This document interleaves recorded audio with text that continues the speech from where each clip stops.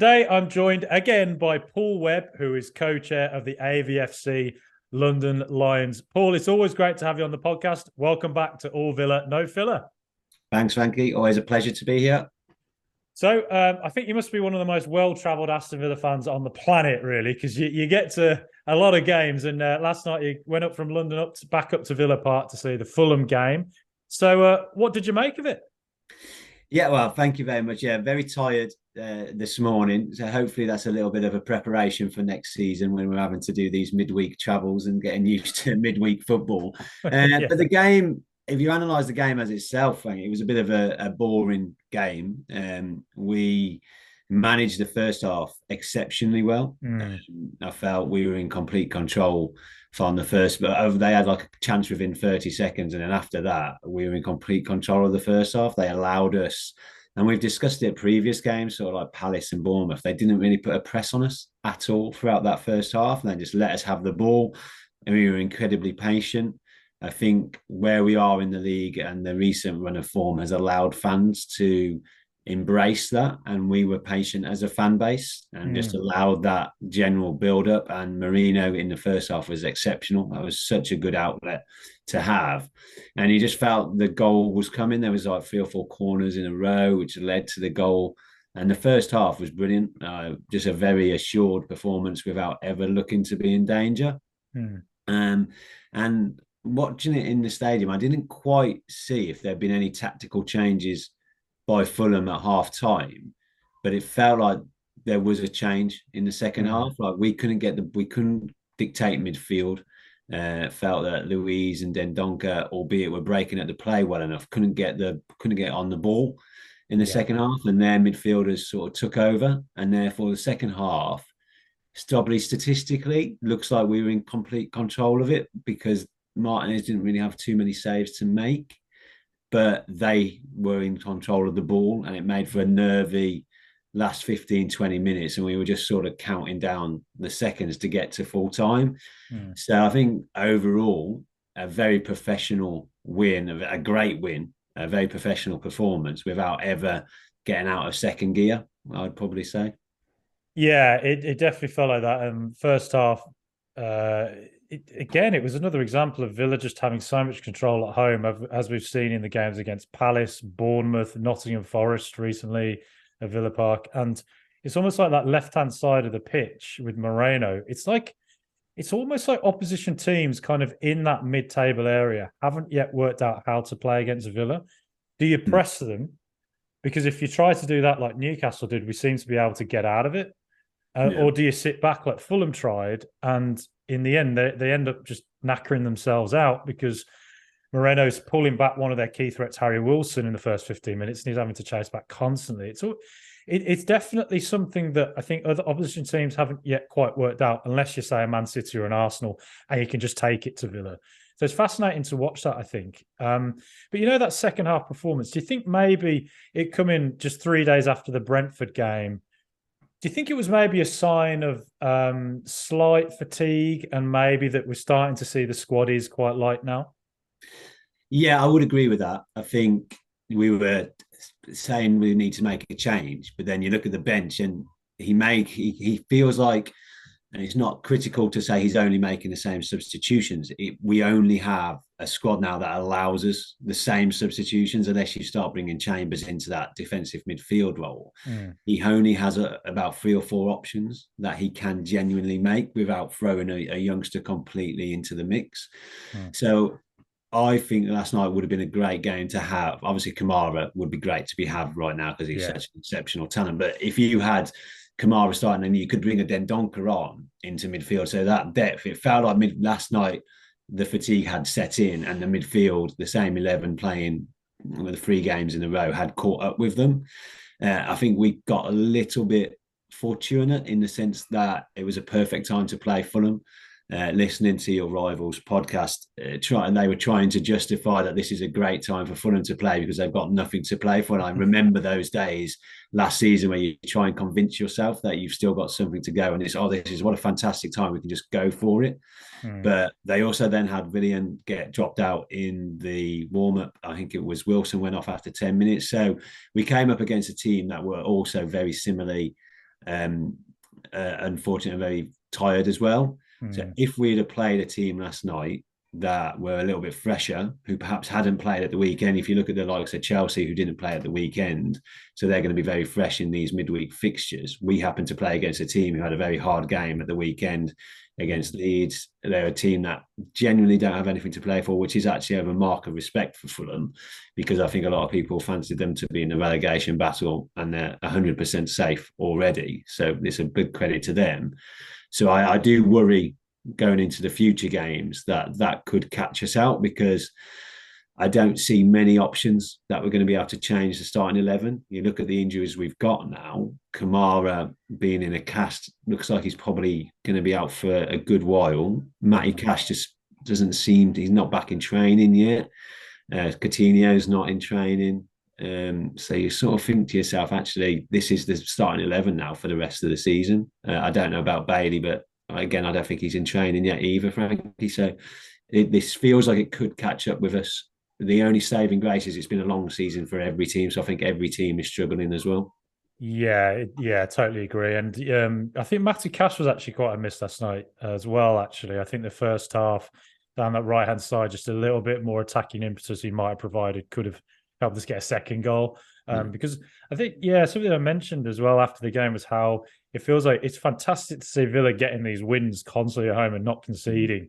But the one thing I kind of think is that are we at times maybe could we get a second killer goal and kill these teams off rather than allowing like Bournemouth and Forest and Fulham all to be at 1-0 and thinking, all right, there's a chance we can get back in this, because you sort of fear at some point that might come back and bite us.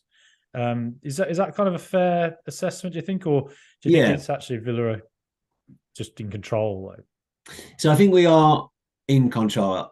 There's been a couple of scary moments. If you think against Brentford, there was a goal disallowed for offside. There was a goal last night disallowed for offside, which interesting. Most people say, "Oh, we got lucky," but actually, we're playing a good offside trap, and we're catching people out. It looks lucky because of the stupid officials now can't raise their flags, so they allow the goal to go. But actually, so we're playing a good line. But yeah, it is worrying. And one thing I would say about that is I felt at the end of the first half, we were probably took our foot a little bit off the pedal too soon, because I felt that first half there was another goal in it. Yeah. And we almost were happy to go in at 1-0.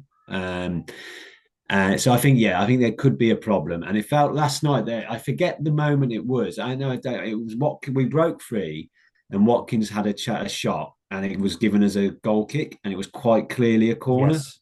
And it riled the fans, it riled McGinn, and it felt like we needed that. So that was probably 20 minutes into the second half, and we needed that moment to really get everybody back on, like we needed some fire. It felt like everything was too flat. Didn't help the fact that Fulham bring 10 fans and there's no away following. So the atmosphere wasn't flat as such. It was quite a good atmosphere, all things considered.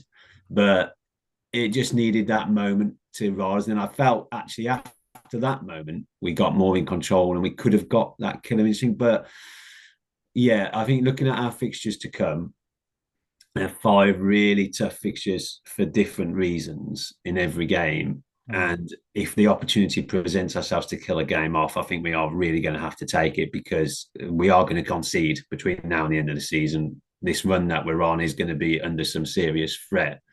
And it's how do we react to that situation? I think in the Brentford game, we reacted very well with the subs that brought on, but it's going to be 13, 14 players that are going to get us between now and the end of the season and hopefully get us over the line into a European place.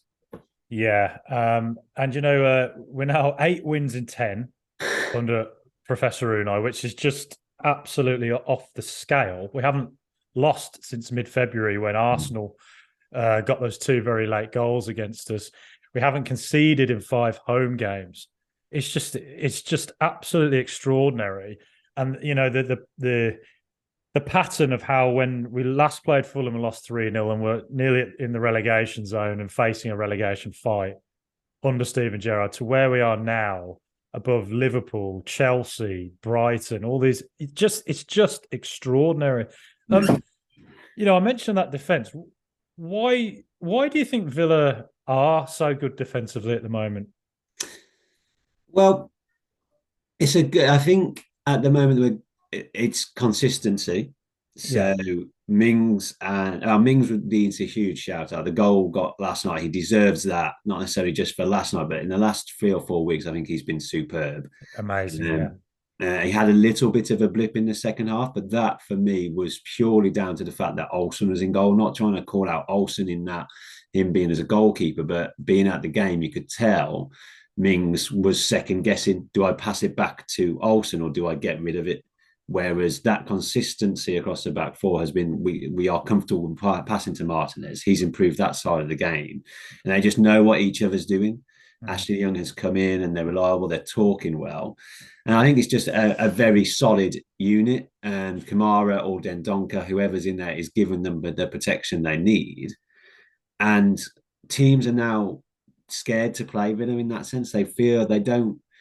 Their mindset now is they're coming to Villa Park of how do we stop Villa? Yeah. I think we've touched on it a few times. They're not going at us, which is a mark of respect to Emery and everybody else. And we have been able to dictate the games in midfield and give protection to our back four. I think under Gerrard, they were just under constant bombardment at times. So they weren't necessarily playing poorly, but they had no respite. The midfield wasn't well organised. We weren't organised as a team. Positionally, we weren't dangerous. So teams didn't fear us. So they came at us. I still genuinely believe that if a team put us under a lot of high press, we would succumb to a few mistakes. And it baffles me every week when I don't see it, a team up against us. So I just think that the leadership from Mings in the last couple of months has been exceptional. Konza has followed Mings' suit. Them as a partnership works so well together. And Moreno's come in and been fantastic. It feels like he's great going forward, but he gets back. His positional sense. It's just a well-organised unit, Frankie. Like you see, if McGinn goes forward, everybody knows where they have to cover. McGinn has been man marking the opposition left back in the last few games. So last night he was stood on Fulham's left back against Newcastle. It was on Dan Burn, and we are just the mentality now is that we defend from the front. Yeah. And it doesn't just mean, and that doesn't mean Watkins just runs around and starts to press. It means that our lines are higher. We all know the team just look like such a well-drilled unit. And you've got individuals who have genuinely bought into it.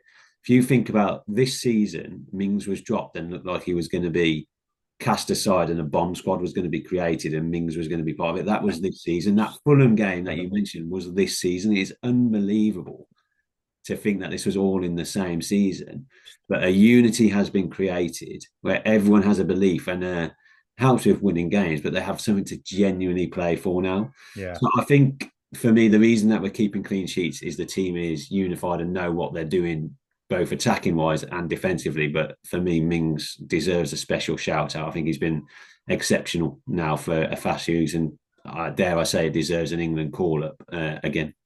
And might even arguably be the best performing central defender in the Premier League. I know John Stones is doing very well and that, but Mings is just totally right up there. He's been fantastic, and on the ball as well. His passing, his possession of the ball, and like last night there was one ball he played through the Fulham lines in the first half that was sort of outside of his left foot.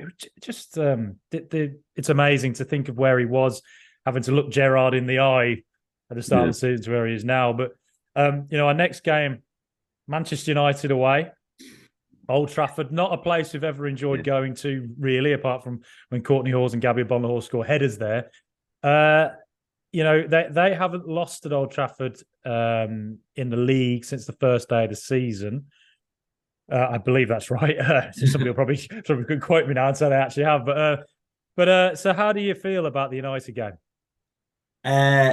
I'm pretty sure we've discussed Man United away before on this podcast. You can never feel confident going to Old Trafford. I don't care what the scenario is. Villa's record there, albeit we've had a couple of better results in recent years, is genuinely dreadful.